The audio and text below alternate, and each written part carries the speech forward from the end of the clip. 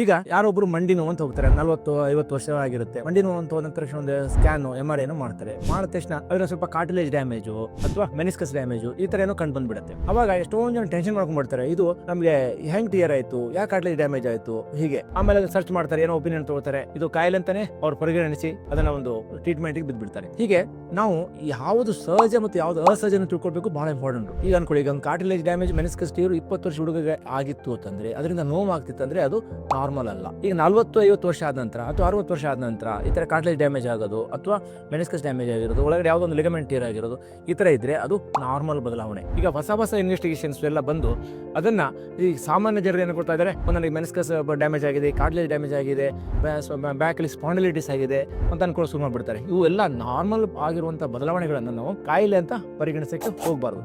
ಇದು ಬಹಳ ಸಾಮಾನ್ಯವಾಗಿರುವಂಥ ಒಂದು ಕನ್ಫ್ಯೂಷನ್ ಅಂತ ಹೇಳ್ತಾ ಇದ್ದೀನಿ. ಈಗ ಹೊಸ ಟೆಸ್ಟ್ಗಳು ಬಂದು ಜನರಲ್ಲಿ ಬಹಳ ಕನ್ಫ್ಯೂಷನ್ ಆಗಿದೆ ಈಗ. ಅದಕ್ಕಾಗಿ ಈ ಮಾಹಿತಿಯನ್ನು ನೀವು ನಿಮ್ಮ ಗೆಳೆಯರಲ್ಲಿ ಹಾಗೂ ಸಂಬಂಧಿಕರಲ್ಲಿ ಹಂಚಿ.